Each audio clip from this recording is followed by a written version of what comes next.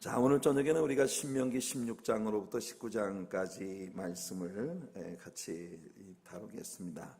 16장부터 19장까지 말씀에는 여러 가지 다른 말씀들도 나오지만 특별히 우리가 눈여겨볼 부분이 장차 이스라엘의 지도자들로 세움받게 될 사람들, 왕, 정치가로서 왕이 세워지게 될 것과 그 다음에 재판 시스템을 총괄하는 재판장, 그리고 또 종교적인 지도자들, 이런 지도자들이 반드시 염두에 두고 지켜야 할, 하나님 앞에서 지켜야 할 규례들을 담고 있는 말씀들이 되겠습니다. 16장을 우리가 펼쳐 볼게요. 16장은 세 가지 단원으로 나누어지는데, 먼저 1절부터 17절까지 나오는 내용은 이스라엘 백성들이 지켜야 할 3대 절기에 관한 말씀입니다. 여러분들이 이스라엘 백성들이 지켜야 할 3대 절기는 유월절, 오순절, 그리고 장막절입니다. 이 유월절, 오순절, 장막절, 이 절기들을 여러분들이 꼭 염두에 두시기를 바랍니다. 이 절기들에 덧붙여져서 이제 그 초실절, 유월절에 초실절과 무교절, 그리고 또 장막절에 앞뒤에 붙어 있는 그 나팔절, 대속죄일, 그리고 장막절 그 절기, 이런 그 절기들로 확대된 것이 이제 7대 절기라고 불리워지는 그 이스라엘의 절기들인데, 우리가 2주 전 주일 아침 설교를 통해서 우리는 이스라엘 백성들에게 하나님이 선포하신 이 3대 절기가 이스라엘 백성들의 농사와 연관이 있다는 걸 배웠습니다. 6월절은 보리 추수의 첫 열매를 하나님께 올려드리면서 동시에 밀의 농사를 시작하는, 씨앗을 뿌리는 그런 절기이고, 오순절은 그 밀의 첫 열매를 하나님 앞에 올려드리는 초실 제사를 하나님께 올려드리는 그런 절기이고, 그리고 장막절은 1년 내내 거두어드린 모든 추수물들을 곡간에 드리고, 하나님께서 그들의 조상을 40년 동안 광야에서 먹여주고 입혀주고 보호해 주셨던 것처럼 이스라엘 백성들을 또 지켜주셔서 그렇게 먹을 양식을 주시고 모든 것을 공급해 주신 것에 대하여 감사하는 그런 제사를 드리는 절기가 바로 장막절이라는 절기라고 했습니다. 그리고 이 절기들이 가지고 있는 영적인 의미들이 예수 그리스도를 통해 하나님께서 이루시는 영적 추수에 관한 그런 아주 깊은 그 그림들이 이 속에 담겨 있다고 하는 걸 또한 우리가 배웠죠.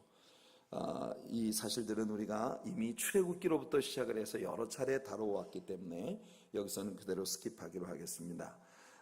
그리고 두 번째 단어는 18절부터 나오는 그 말씀입니다. 여기 18절 이하에서 사회 정의를 구현하기 위한 중요한 율례를 하나님께서 허락하시는 그런 모습을 우리가 보게 되는데요. 우리 18절부터 20절까지 말씀을 같이 한번 읽어보겠습니다.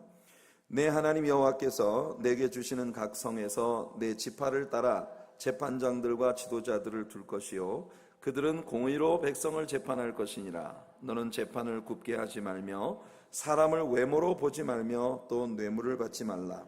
뇌물은 지혜자의 눈을 어둡게 하고 의인의 말을 굽게 하느니라. 너는 마땅히 공의만을 따르라. 그리하면 내가 살겠고 내 하나님 여호와께서 내게 주시는 땅을 차지하리라.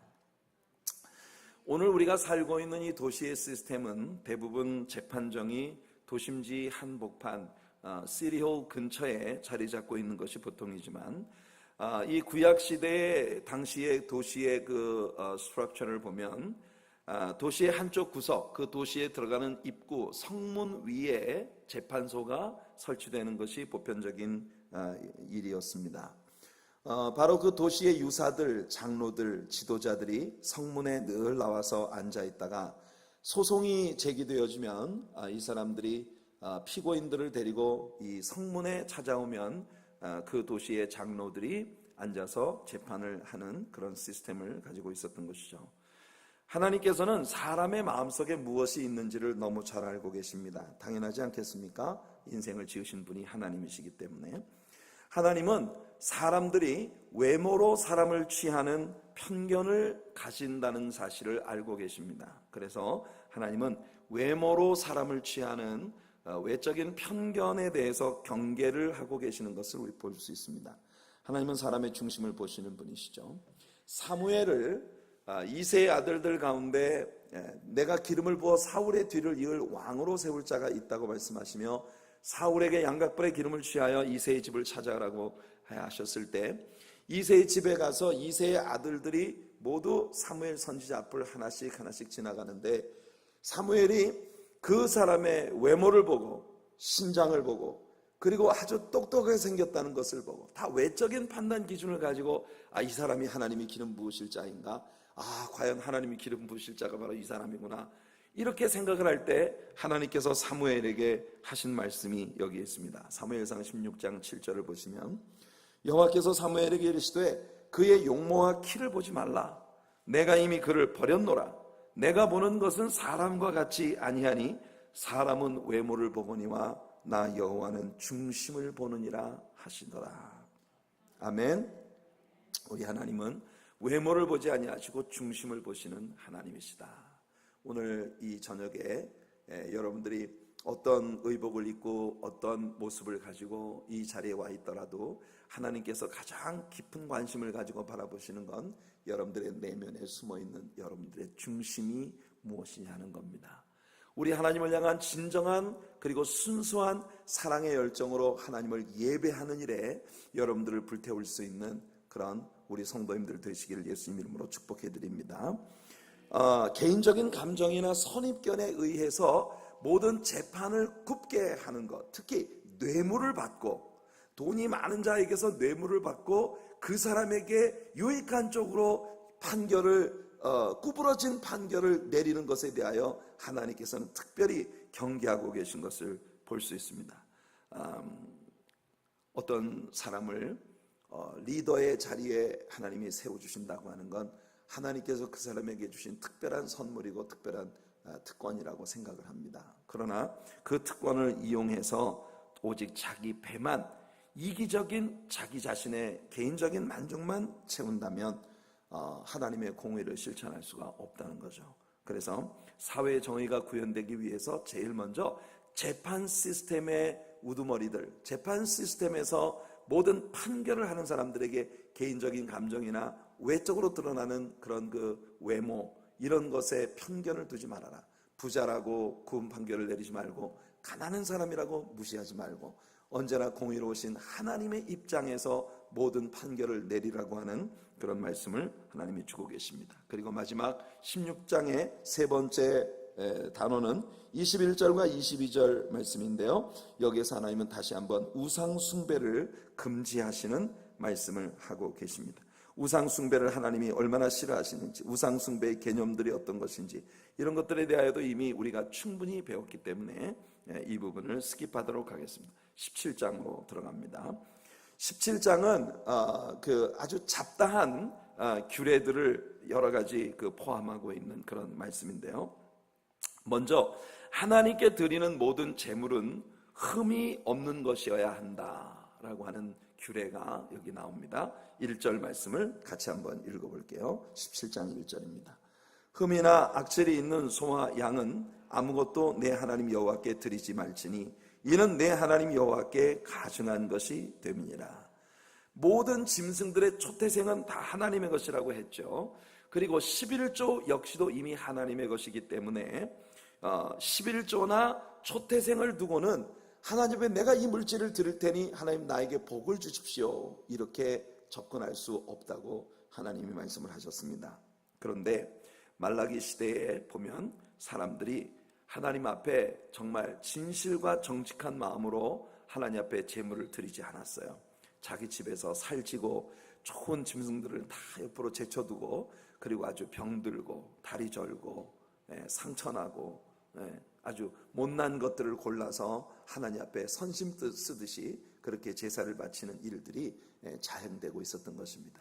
그 시대에 제사장들은 물질의 눈이 멀어서 그 제사장들에게 많은 물질만 가져다 주면 제사장들은 성도들이 함부로 하나님께서 기뻐하지 않으실 그런 제사를 성전 안에서 드릴 수 있도록 내버려둔, 방임해 버렸다는 것이죠.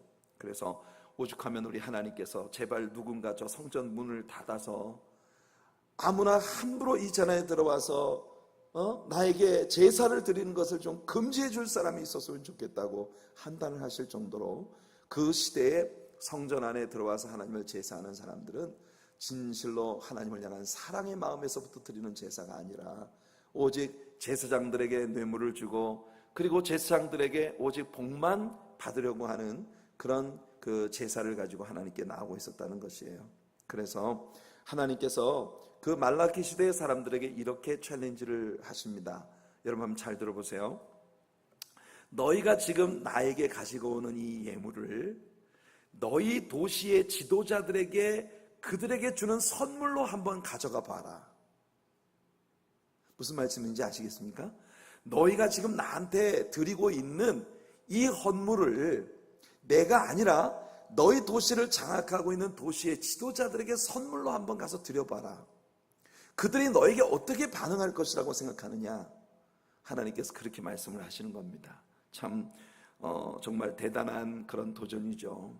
하나님께서는 그들에게 말씀하십니다. 만일 너희가 나의 제단에 가지고 오는 그 재물을 너희 도시의 지도자들에게 갖다 바친다면 그들은 당장 너희를 감옥에 가두고 너희들을 채찍질하고 너희들에게 아니 사람을 뭘로 보고 이런 걸 선물이라고 나에게 가지고 왔단 말이야?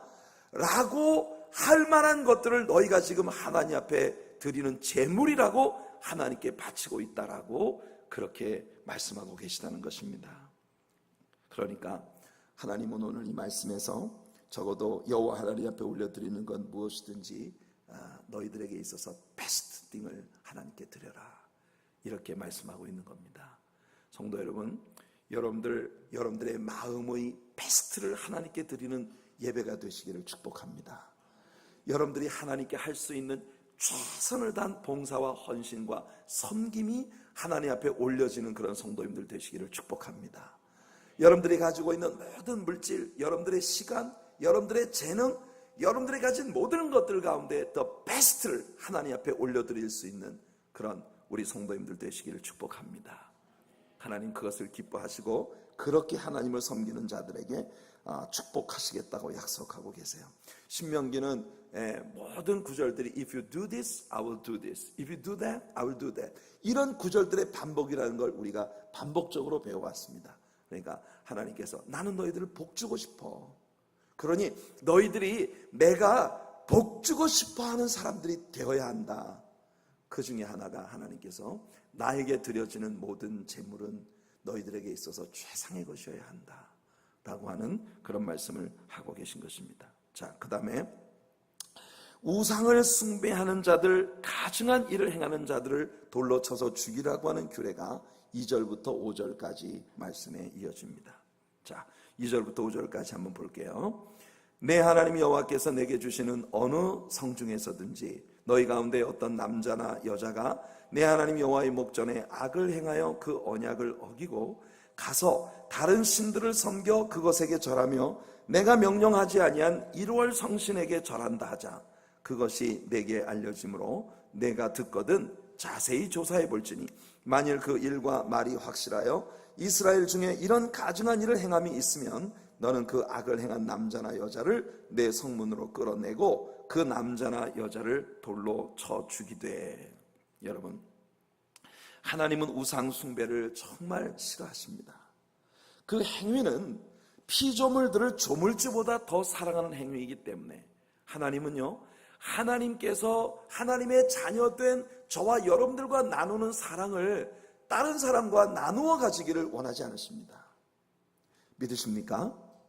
하나님은 우리가 하나님 앞에 올려드리는 사랑을 하나님이 아닌 다른 대상과 같이 나누는 것을 하나님이 기뻐하지 않으신다는 거예요. 여러분, 하나님은 여러분들에게 있어서 최고이시기를 바랍니다.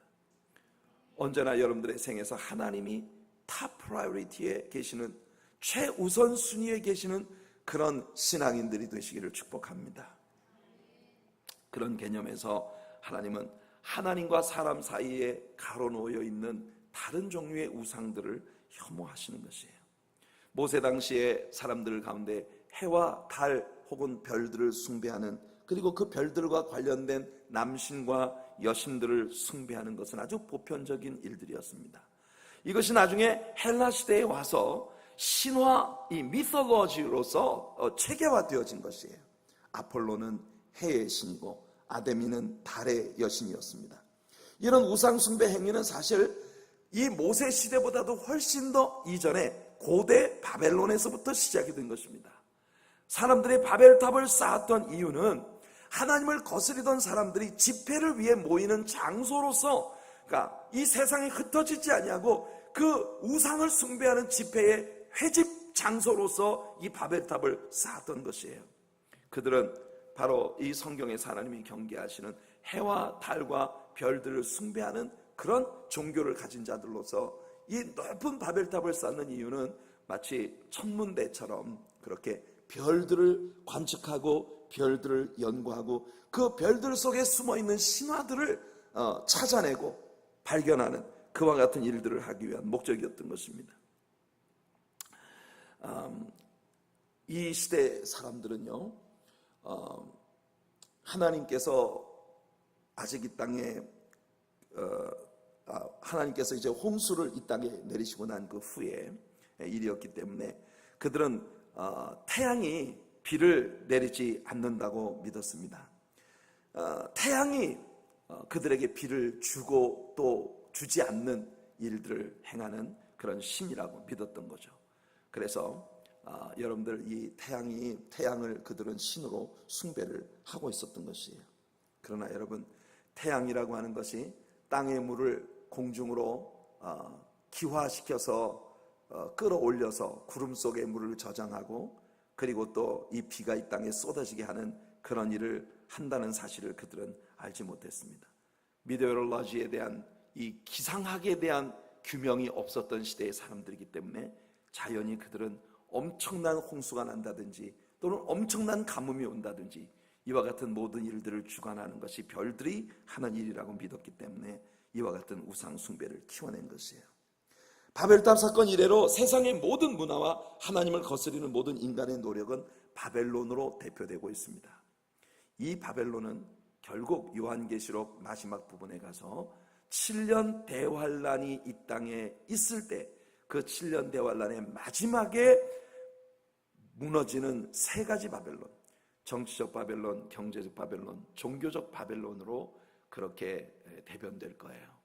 여러분, 창세기 10장에서부터 시작된 이 바벨론의 역사가 결국 요한계시록 마지막 부분에 가서 완전히 멸망을 하게 되는 이 모습, 그러니까 우리가 살고 있는 이 역사 속에는 항상 바벨론이 대변하고 있는 우상숭배의 역사와 하나님을 섬기는 이 하나님의 자녀들의 신앙의 역사가 항상 동시에 공존하고 있는 모습을 우리가 보는 것입니다. 따라서 하나님께서는 우상을 숭배하는 자들에 대하여 법정 최고형을 선언하고 계신 것이에요. 1월 성신을 숭배하는 자들, 이런 우상들을 숭배하는 자들을, 만일 너희들에게 누군가가 그런 우상을 숭배한다는 소문이 들리거든 그를 잡아다가 자세히 조사해보고 그것이 사실일 때는 그를 성문에 데리고 가서 돌로 쳐서 죽이라고 말씀을 하십니다. 어떤 분들은 우리 하나님의 법정 시스템이 너무 원시적이고 잔인하다는 그런 불만을 가진 분들이 있어요. 어떻게 사람을 성벽에 세워놓고 돌로 쳐서 죽이냐 말이야. 하나님이 그렇게 잔인한 분이죠. 하나님은 사랑이시라면서 어떻게 그렇게 사람을 잔인하게 죽이라고 해? 혹시 여러분들은 하나님의 법정 시스템이 너무 잔인하다는 생각을 하실지도 모릅니다. 그런 사람은 자신이 하나님보다도 훨씬 더 인도주의적이라는 생각을 가지고 계시겠죠. 그러나 여러분, 범죄에 대하여 아주 잔혹하게 다루는 법을 하나님이 가지고 계신 것은 그만큼 하나님의 자녀들에게 범죄가 싹이 틀 수 있는 근거 자체를 없애버리려는 그런 하나님의 마음이라고 하는 것을 우리는 이해해야 한다는 것입니다. 사람은 정말 악한 본질을 가지고 있기 때문에요, 죄에 대하여 혹독하게 다루지 않으면 사람들은 또다시 죄를 짓게 된다는 것입니다. 옛날 척 스미스 목사님 그 설교 가운데서 그런 얘기를 들었어요. 총 목사님 친구 중에 치노라고 하는 캘리포니아에 굉장히 큰 그 감옥이 있습니다. 그 치노 감옥의 원목으로 감옥의 목사님 채플린으로 섬기고 계시는 목사님이 총목사님 친구 가운데 있는데, 한 번은 그분이 그 총목사님한테 와서 그런 이야기를 하더래요. 지금 교도소에 수감되어 있는 사람들에게 가장 큰 형벌이 뭔지 아십니까? 그래서 총목사님이 뭐 들은 게 있으니까, 그 죄수들한테 제일 큰 벌은 아마도 독방에 가두는 거, 아니면은 며칠 밥을 굶기는 거, 뭐 그런 게 아닐까요? 그랬더니 이 치노 제일에 있는 채플린이 총목사님한테 하는 말이, 지금 교도소에 수감되어 있는 사람들에게 제일 무서운 형벌은 그들을 교도소 밖으로 나가게 하는 것입니다, 이렇게 이야기를 하더라는 거예요. 그래서 아니 그게 무슨 소리냐, 감옥에 갇혀 있는 죄수들이야 빨리 감옥에서 추록하는 걸 누구나 바라지 않겠느냐. 그랬더니 모르는 말씀 하지 말라고. 지금 감옥이 얼마나 좋은지 압니까? 세금 한 푼 안 내고 하루 세끼 꼬박꼬박 밥 먹여주고, 너무나도 편리하고 안락한 잠자리 불편 없고, 심지어 옷도 다 입혀주고, 교도소 안에 컨트리 클럽까지 있다는 거예요. 그러니까 이 교도소에 수감되어 있는 사람들은 교도소 안에서 진짜 거의 낙원과 방불한 그런 삶을 누린다는 거죠. 그래서 이 사람들이 만일 형기가 다 차가지고 추록을 하게 되면 일부러 가서 사소한 범죄를 저지르고 증거를 남겨서 또 체포돼 가지고 교도소에 또 들어간다는 거예요. 그래서 이 교도소에 한번 들어가면 사람들이 계속 추록을 하면 또 잡혀 들어가고, 추록을 하면 또 잡혀 들어가고, 오죽하면 캘리포니아에서 3 strike out, 삼진법이라고 하는 법이 나와가지고, 이런 정말 어쩌면 오늘날 이 사법 시스템에 대해서 사람들은 굉장히 인본주의적이고, 그리고 휴머니즘의 어떤 그 매력이 있는 그런 사법제도라고 생각할지 모르겠지만, 여러분, 이와 같이 법의 죄에 대한 형벌이 너무나 미약하고 온화할 때 사람들은 이 세상에 가장 부패하고 불법에 행행하는 무법천지를 만들어내게 된다는 것이에요. 하나님은 범죄자들을 무섭게 다루도록 그렇게 명령하고 계십니다. 하지만 잘 들으세요. 하나님께서 누가 범죄를 했느냐 하는 한 죄인을 규명하는 일에 있어서는 신중을 기하도록 명령하고 계시다는 겁니다. 우리 6절 7절 한번 같이 읽어볼게요. 6절 7절입니다. 시작.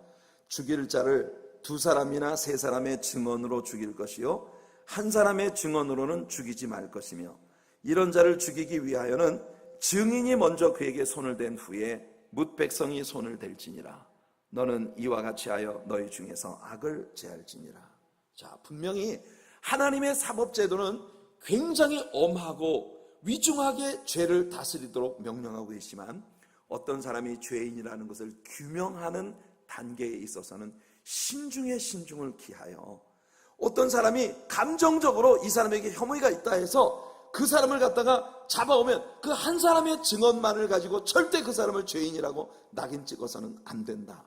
이 사람이 죄를 지었다고 하는 것에 대한 정황 증거를 충분히 확보해서 이 사법 시스템이 실수를 저지르지 않도록 해야 한다는 그런 법을 하나님이 주고 계신 것입니다. 어떤 사람이 자기 이웃을 지독하게 미워하는데 이 사람이 법조계에 있는 사람과 개인적인 친분이 있어서 모든 사법 시스템의 법을 뒤집어 엎고 이 사람을 감옥에 가두는 이와 같은 일들이 벌어지지 않아야 한다는 것이죠.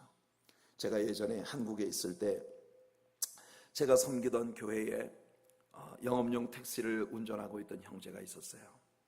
크리스마스 이브날 이 형제가 자동차를 운전하고 저 성산동 어느 교차로를 지나가고 있었습니다.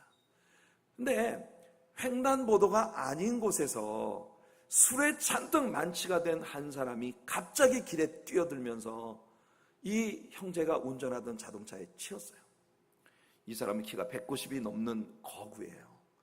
그러니까 이 사람이 후드 위에 떨어졌는데 후드가 푹 가라앉으면서 앞에 그 윈실드가 완전히 다 박살이 날 정도로 그렇게 정말 대책 없이 그냥 자동차에 받은 거예요.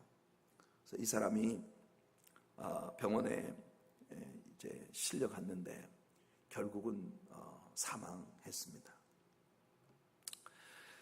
이 교통법규에 있어서 그 특정 범죄 과중처벌법이라고 하는 것이 이 교통법규에 포함되어 있는 법이 있는데, 그 법에는 종합보험에 가입되어 있는 자동차가 사고를 냈을 때 운전자의 과실이 아닌 그런 그 사고에 대해서는 운전자를 구속할 수 없다는 법이 있습니다.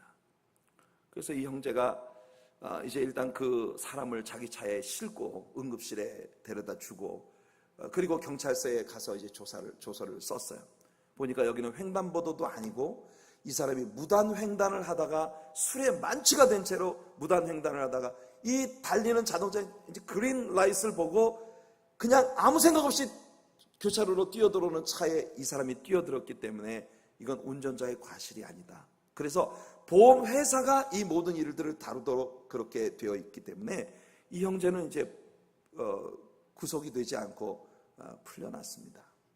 그래서 이제 교회에 돌아왔는데 정말 교회를 와가지고 하나님 앞에 울면서 자기가 비록 구속되지 않고 풀려났지만 자기의 자동차에 치여서 사고를 당한 사람이 꼭 깨어날 수 있도록 하나님 앞에 그렇게 간절히 울며 기도를 하고, 그리고 저도 함께 그 형제와 같이 얼마나 놀란 가슴이었겠습니까? 그리고 이제 집을 들어갔어요. 근데 그 다음날 새벽에 그 형제의 어머니가 집사님이신데 새벽 기도에 나와서 그렇게 우는 거예요. 울면서 어제 밤에 우리 아들이 경찰서에 다시 체포되어서 갔다는 거예요.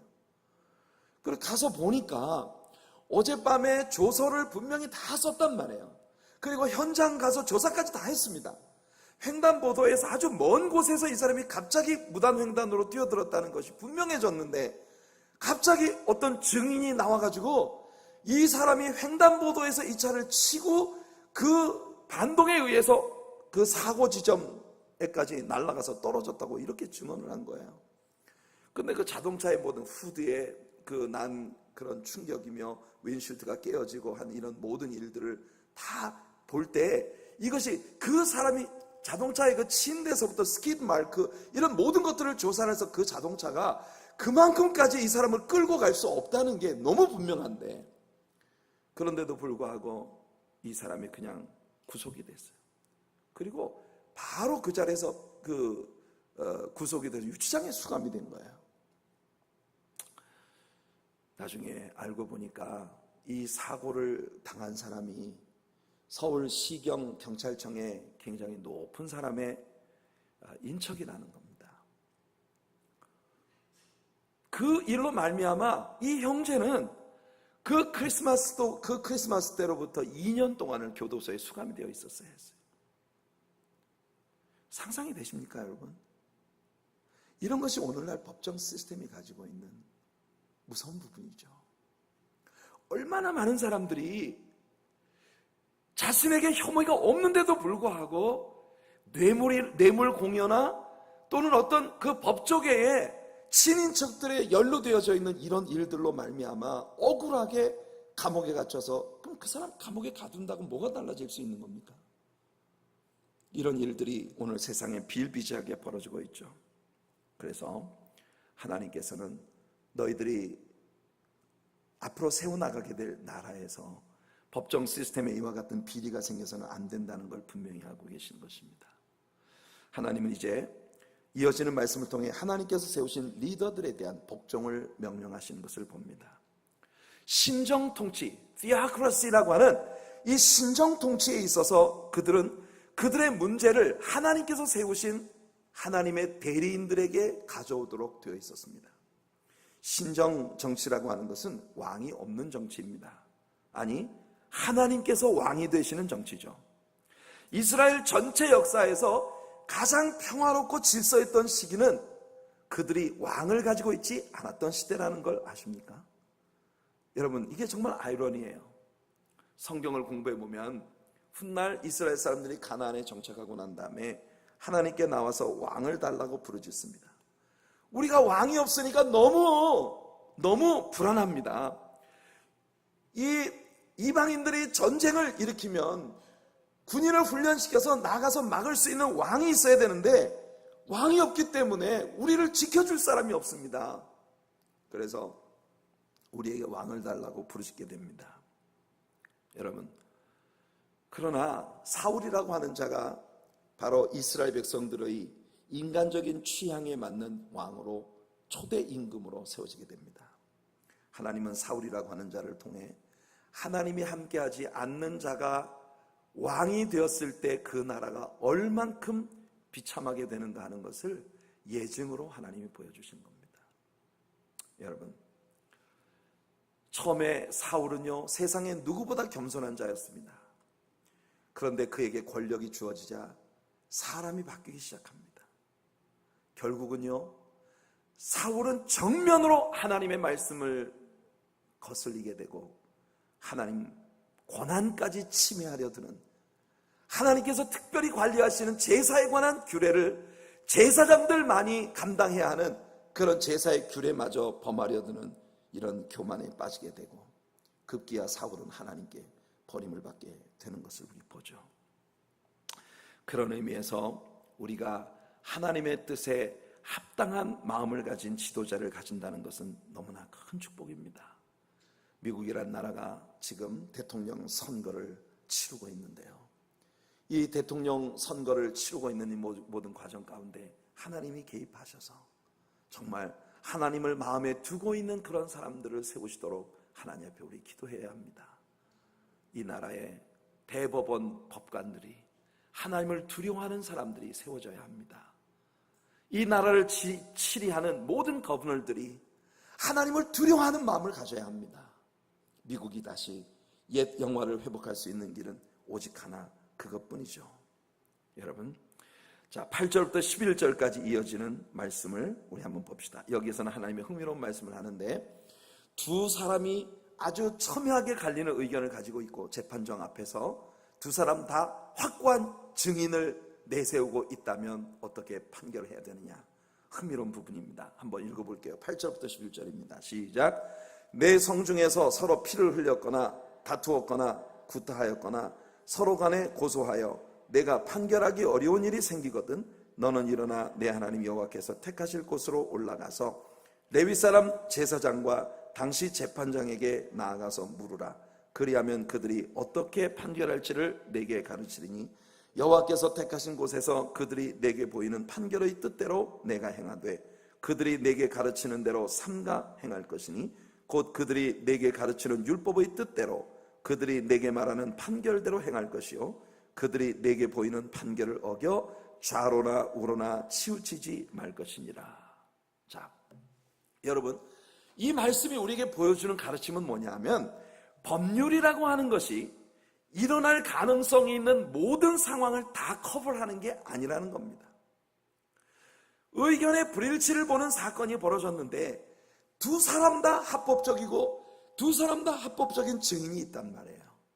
그 두 사람이 서로 화해를 하지 않고 첨예하게 대립하고 싸움을 한다면 재판장이 도저히 판결하기 어려운 문제가 야기되었을 때 하나님께서는 그들이 하나님의 백성들이므로 제사장에게로 나아가 제사장의 결정을 따르라, 이렇게 말씀하고 계시다는 것입니다.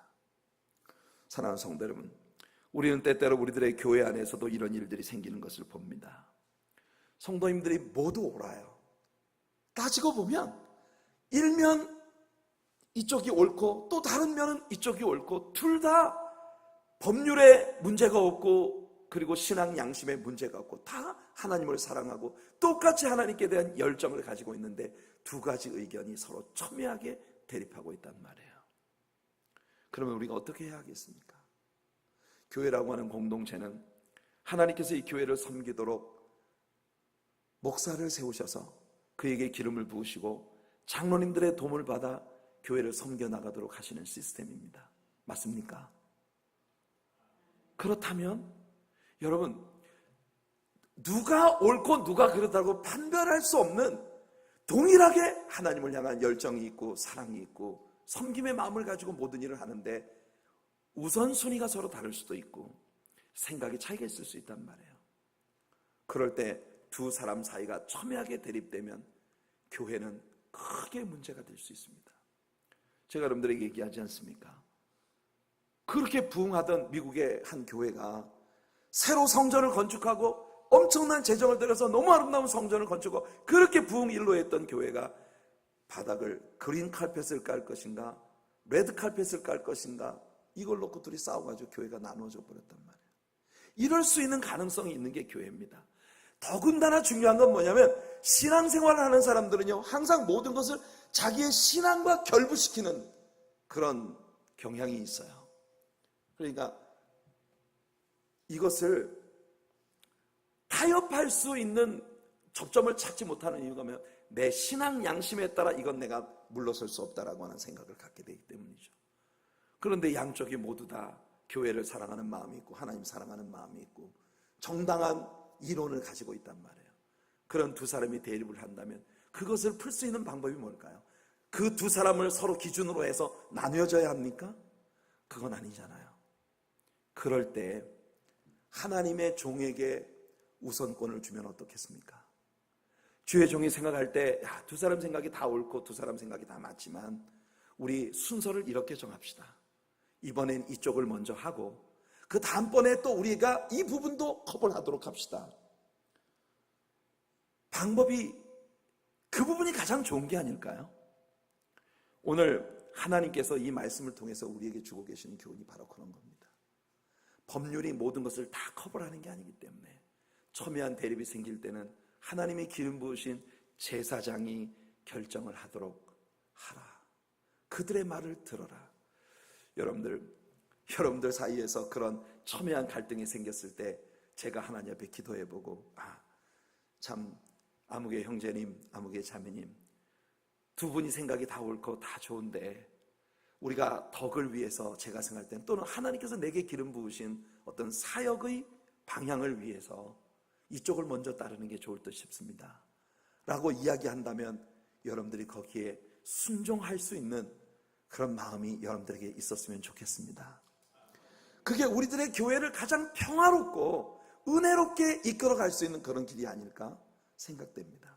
오늘 하나님께서 우리에게 주신 율법 가운데 보면 이런 가르침들이 있는 것을 우리가 보는 거예요. 자, 그 다음에 14절 15절 말씀을 보면요, 이스라엘 백성들이 분명히 가나안 땅에 들어가면 그들에게 왕을 달라고 하나님께 구할 것이라는 걸 하나님이 미리 말씀하십니다. 한번 같이 읽어볼게요. 14절 15절입니다. 시작.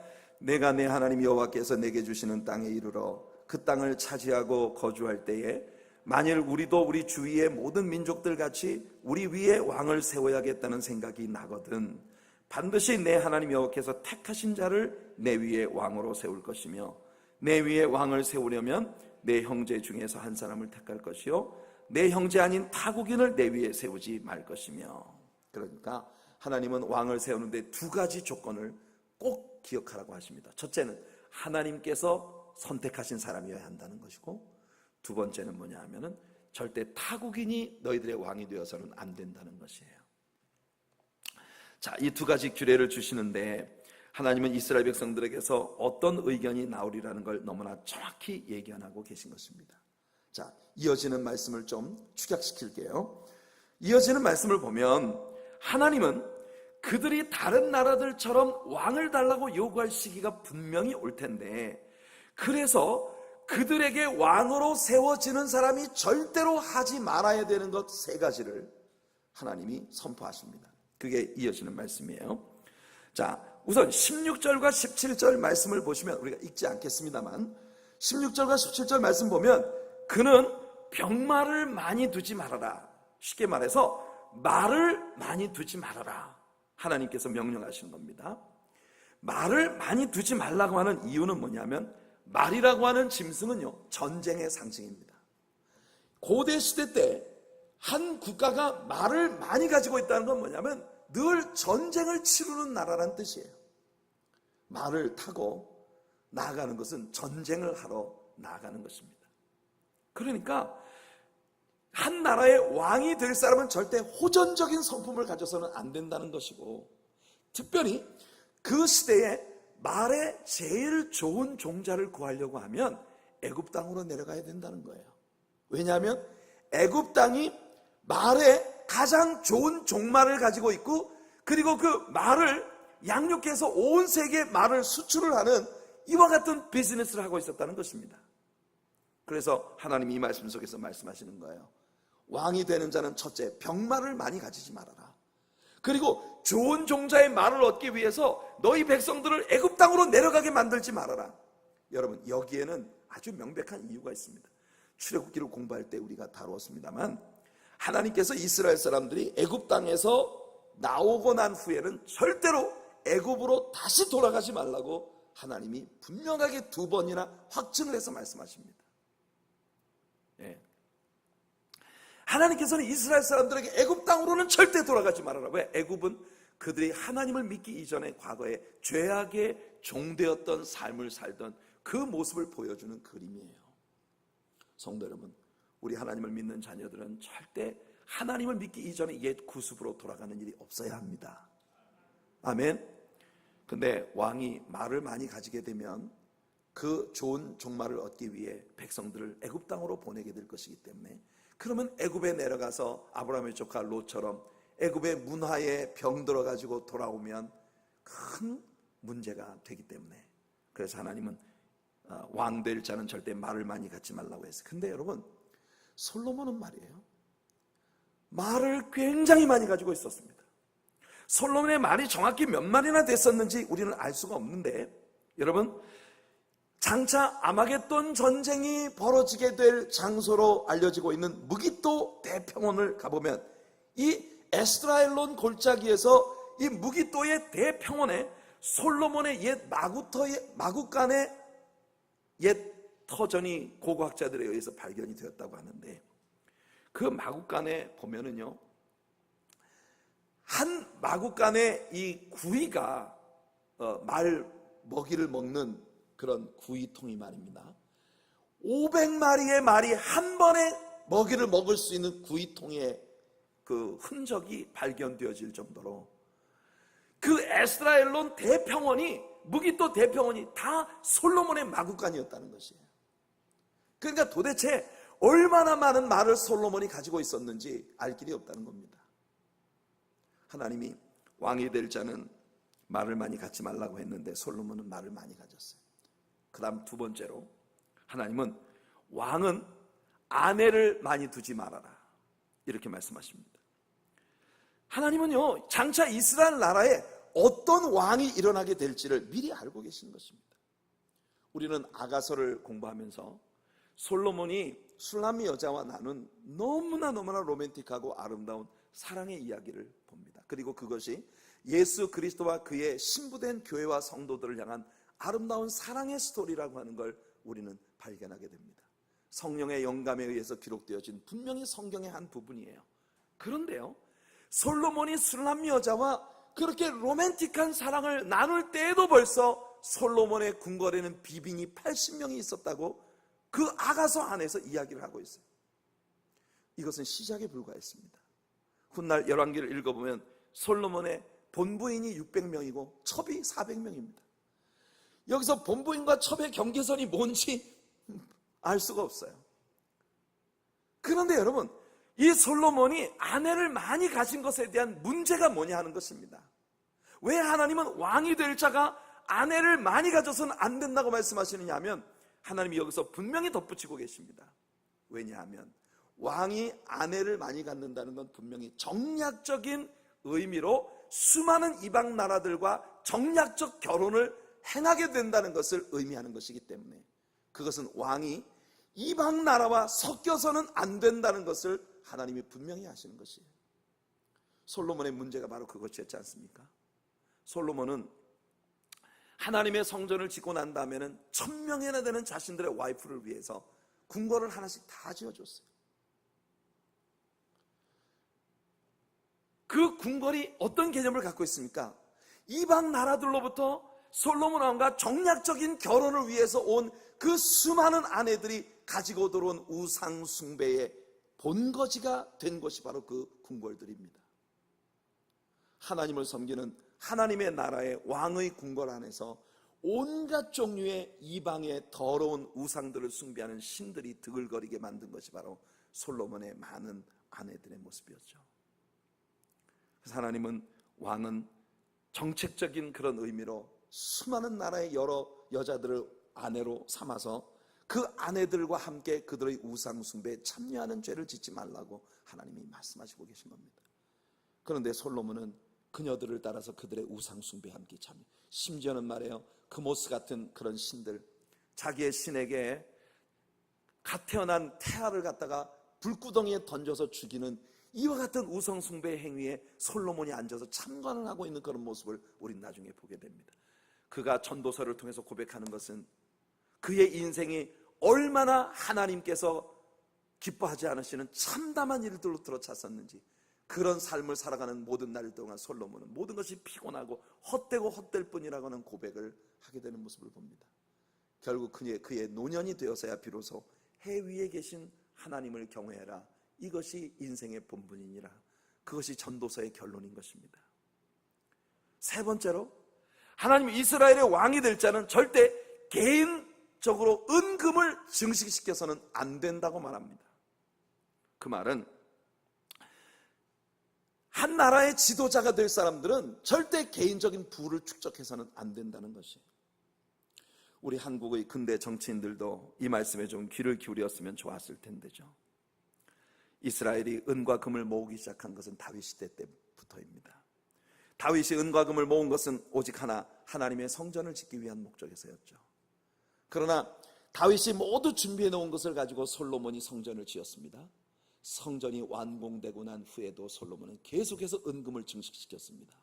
어느 정도 솔로몬의 삶이 사치스러웠느냐 하면은, 솔로몬 때에는 은도 귀하게 여기지 않았고 모든 밥그릇, 젓가락, 숟가락 이런 것이 전부 다 금만 사용했다는 것이에요.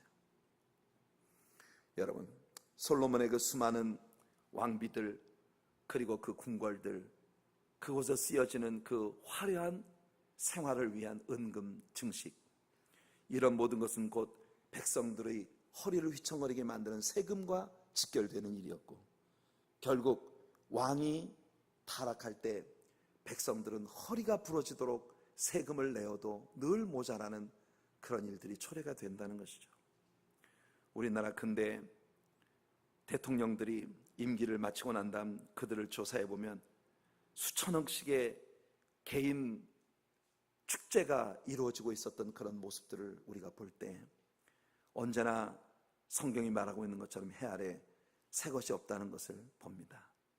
자, 하나님께서는 이 왕들에 대한 이야기를 아주 아름다운 말씀으로 결론 지으시는데요, 18절부터 20절까지 말씀을 한번 읽어보겠습니다. 시작.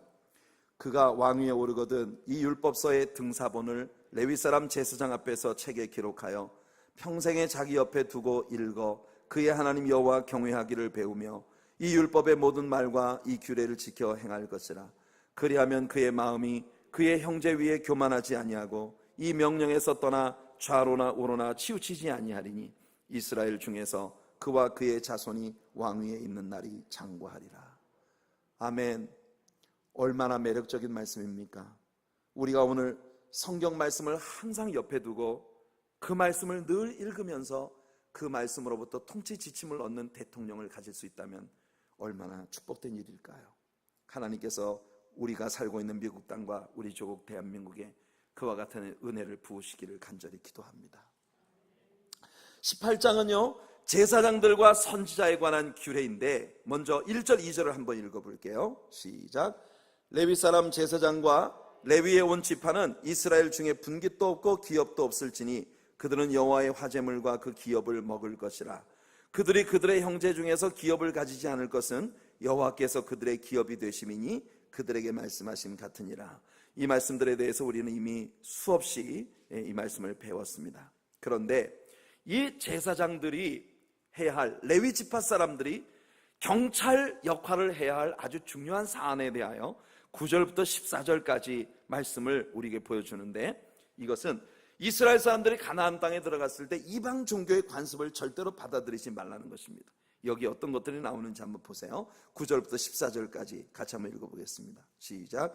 내 하나님 여호와께서 내게 주시는 땅에 들어가거든 너는 그 민족들의 가증한 행위를 본받지 말 것이니 그의 아들이나 딸을 불가운데로 지나게 하는 자나 점쟁이나 기륭을 말하는 자나 요술하는 자나 무당이나 진언자나 신접자나 박수나 초혼자를 너희 가운데 용납하지 말라. 이런 일을 행하는 모든 자를 여호와께서 가증히 여기시나니 이런 가증한 일로 말미암아 내 하나님 여호와께서 그들을 내 앞에서 쫓아내시느니라. 너는 내 하나님 여호와 앞에서 완전하라. 내가 쫓아낼 이 민족들은 기륭을 말하는 자나 점쟁이의 말을 듣거니와 내게는 내 하나님 여호와께서 이런 일을 용납하지 아니하시느니라. 하나님께서 이스라엘 백성들 사이에서 이런 일을 행하는 자는 반드시 죽이라고 말씀을 하시는, 하나님께서 아주 혐오하시는 일들이 있는데, 그 일들은 여기 보면 점치는 일, 기륭을 말하는 일, 잘 될 겁니다. 아니 삼재가 들었네요. 뭐 이런 거 아십니까 여러분? 이런 이야기들, 토정비결, 해마다 연초가 되면 토정비결을 보는 사람들, 아침이 되면 화도장을 다 펼쳐놓고 아이고 오늘 비가 오겠네, 오늘은 님이 오시려나, 뭐 이런 일을 하는 것, 이런 일들을 하나님께서 아주 가장 혐오하시는 거예요. 이런 일을 행하는 자를 심지어 죽이라고까지 말씀하십니다.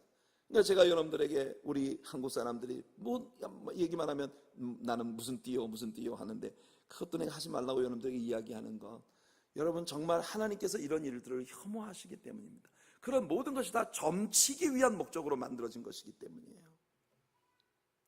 서양 사람들이 무슨 어떤 별자리, 자기 탄생의 별자리를 가지고 점을 치는 것과 똑같은 그런 개념인 것이에요. 특히나 여기 보면 요술을 행하는 자, 마술은 하나님께서 아주 혐오하시는 겁니다. 왜냐? 마술이라는 건요, 그 자체가 사람의 눈을 속이는 일입니다. 요즘은 심지어 교회 안에서 마술을 통해서 복음을 전한다는 사람들이 있습니다. 그래서 교회가 무슨 행사를 할 때 보면 마술을 하는 사람들을 갖다가 데려다가 교회에서 퍼포먼스를 시키는 그런 경우가 있어요. 근데 여러분, 오늘날에 와서는 이 마술이라는 것이 일종의 퍼포먼스의 개념으로 승화되었다고는 하나, 성경이 이런 일은 아주 하나님께서 그들을 죽이라고까지 말씀을 하시는, 혐오하시는 일이기 때문에 교회가 이런 일을 행하지 않는 것이 옳다고 생각합니다. 여러분들 마술 같은 걸 즐겨보지 마세요. 성경을 배우다 보니 하지 말아야 될 것이 너무 많아지죠. 여러분 언제나 하나님 기쁘시게 해드리는 그런 삶을 살아가는 여러분들 되시길 축복합니다. 그리고 그 뒤에 이어지는 말씀은 우리가 지난 주일 아침에 커버했던 선지자에 관한 예언이고, 그 선지자에 관한 예언은 바로 메시아로 이 땅에 오신 예수 그리스도에 대한 예언이었다는 것을 우리가 다루었습니다. 마지막 19장으로 들어갑니다. 19장은 도피성 제도와 증인의 규례에 대하여 우리에게 다루어지고 있습니다. 이것은 이미 민수기 35장에서 우리가 도피성의 규례를 다루었기 때문에 이 부분은 그냥 넘어가기로 하고요. 14절 한번 읽어볼게요. 14절 시작. 내 하나님 여호와께서 내게 주어 차지하게 하시는 땅, 곧 내 소유가 된 기업의 땅에서 조상이 정한 내 이웃의 경계표를 옮기지 말지니라. 이건 무슨 말이냐 하면은, 내 이웃이 안 본다고 해서 그 사람과 내 땅 사이의 경계를 갖다가 몇 피트씩 이렇게 쓱 옮겨놓고 이러면 안 된단 말이에요. 아시겠죠? 하나님 앞에서 정직하게 행해하고 남의 땅을 그렇게 도적질하려고 하는 마음을 가지면 안 된다는 겁니다. 이거는 오늘 같은 우리 시대에는 그닥 그렇게 통용되기 어려운 법이겠죠. 왜냐하면 이 정부에 우리는 다 등기가 되어져 있는 우리의 땅에 대한 제도를 가지고 있기 때문에. 그러나 옛날에는 지게표를 통해서 이 땅이 어디까지가 누구의 소유라는 걸 나타냈던 때이기 때문에 밤중에 몰래 와서 이 지게표를 저만큼 옮겨놓는 그런 일들이 왕왕 있었던 모양이에요. 자, 그 다음에 마지막으로 이제 거짓 증인에 대한 규례가 나오는데요. 자, 이 부분 중요합니다. 15절부터 21절까지 우리 한번 같이 읽어볼게요. 시작. 사람의 모든 악에 관하여 또한 모든 죄에 관하여는 한 증인으로만 정할 것이 아니요 두 증인의 입으로나 또는 세 증인의 입으로 그 사건을 확정할지며, 만일 위증하는 자가 있어 어떤 사람이 악을 행하였다고 말하면 그 논쟁하는 쌍방이 같이 하나님 앞에 나아가 그 당시에 제사장과 재판장 앞에 설 것이요 재판장은 자세히 조사하여 그 증인이 거짓 증거하여 그 형제를 거짓으로 모함한 것이 판명되면 그가 그의 형제에게 행하려고 꾀한 그대로 그에게 행하여 너희 중에서 악을 제하라. 그리하면 그 남은 자들이 듣고 두려워하여 다시는 그런 악을 너희 중에서 행하지 아니하리라. 내 눈이 긍휼히 여기지 말라. 생명에는 생명으로, 눈에는 눈으로, 이에는 이로, 손에는 손으로, 발에는 발로이니라. 자, 이 말씀은 여러분들이 잘 알고 계신 대로 함무라비 법전, 아마 인류의 최고 가장 오래된 성문화된 법전이라고 알려지고 있는 함무라비 법전의 기본 원칙이 이에는 이, 눈에는 눈입니다. 이것이 하나님께서 이스라엘 백성들에게 선포하셨던 율법의 아주 중심 사상이에요.